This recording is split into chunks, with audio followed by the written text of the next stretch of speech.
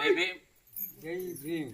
నా పేరు బత్తిన మోహన్ రావు అండి. పార్వతీపురం మన్యం జిల్లా ఆల్ ఇండియా దళిత రైట్స్ ఫోరం జిల్లా అధ్యక్షుడిగా నేను పాల్కొండ డివిజన్లో సీతంపేట మండలంలో కోతులు వేరగొట్టం గ్రామానికి సందర్శించడానికి వచ్చాము.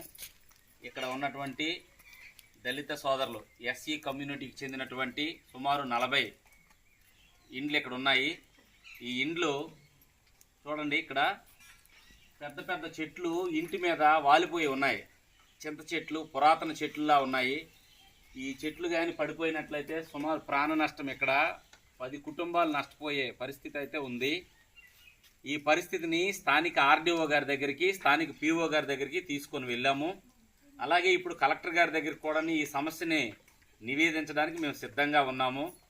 40 దళిత కుటుంబాలు ఇక్కడ బిక్కుమంటూ బ్రతుకుతున్నాయి. వీరికి సరైనటువంటి ఉపాధి లేదు, సరైనటువంటి భూమి లేదు. అలాగే ఇక్కడ పైడి కులస్తులకు చెందినటువంటి ఈ కుటుంబీకులు అనేక రకాలైనటువంటి అవస్థలు అవమానాలు పడుతున్నారు.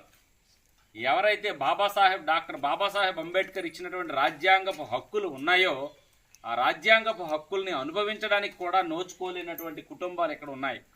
అధికారులు తక్షణమే స్పందించి ఈ చింత చెట్లు ఏవైతే ఉన్నాయో ఈ చింత చెట్లను కొడితే వీరికి ప్రాణ రక్షణ కల్పించినటువంటి వ్యక్తులుగా ఉంటారని అధికారులు మేము కోరుతున్నాం.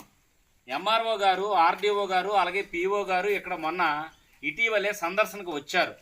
సందర్శించడానికి వచ్చినప్పుడు నా సోదరులైనటువంటి గిరిజనులు కొంతమంది అడ్డు చెప్పడం వలన ఈ చెట్లు కొట్టడం అనేది ఆగిపోతుంది. మానవతా దృక్పథంతో సగటు ఎస్సీ ఎస్టీలు అన్నదమ్ములుగా మెలగవలసినటువంటి